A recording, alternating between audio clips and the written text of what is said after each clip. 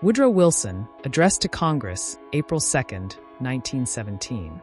The world must be made safe for democracy. Its peace must be planted upon the tested foundations of political liberty.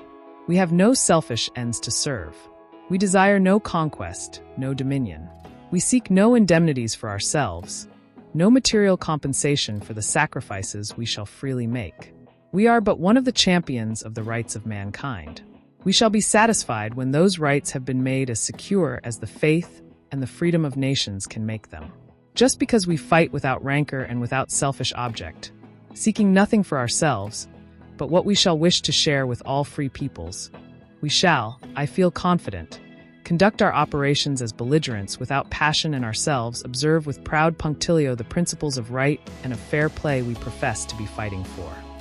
It will be all the easier for us to conduct ourselves as belligerents in a high spirit of right and fairness because we act without animus, not in enmity toward a people or with the desire to bring any injury or disadvantage upon them, but only in armed opposition to an irresponsible government which has thrown aside all considerations of humanity and of right and is running amok. We are, let me say again, the sincere friends of the German people, and shall desire nothing so much as the early re-establishment of intimate relations of mutual advantage between us, however hard it may be for them, for the time being, to believe that this is spoken from our hearts. We have borne with their present government through all these bitter months because of that friendship, exercising a patience and forbearance which would otherwise have been impossible. We shall, happily, still have an opportunity to prove that friendship in our daily attitude and actions toward the millions of men and women of German birth and native sympathy who live among us and share our life, and we shall be proud to prove it toward all who are in fact loyal to their neighbors and to the government in the hour of test. They are, most of them, as true and loyal Americans as if they had never known any other fealty or allegiance. They will be prompt to stand with us in rebuking and restraining the few who may be of a different mind and purpose. If there should be disloyalty, it will be dealt with a firm hand of stern repression.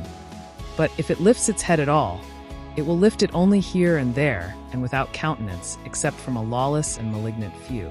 It is a distressing and oppressive duty, gentlemen of the Congress, which I have performed in thus addressing you.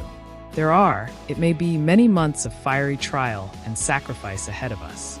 It is a fearful thing to lead this great peaceful people into war, into the most terrible and disastrous of all wars, civilization itself seeming to be in the balance.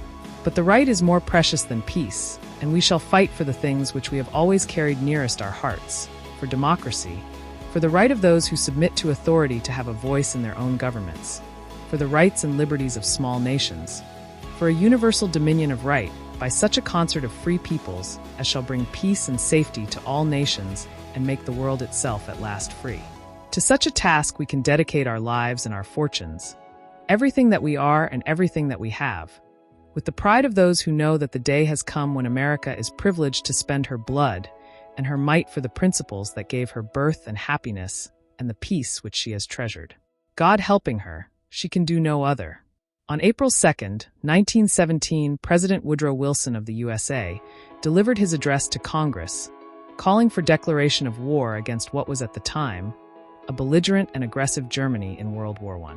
Despite his isolationism and anti-war position earlier in his tenure as president, he convinced Congress that America had a moral duty to the world to step out of their neutral observer status into an active role of world leadership and stewardship in order to liberate attacked nations from their German aggressors. The idealistic values he preached in his speech left an indelible imprint upon the American spirit and self-conception, forming the moral basis for the country's people and aspirational visions to this very day.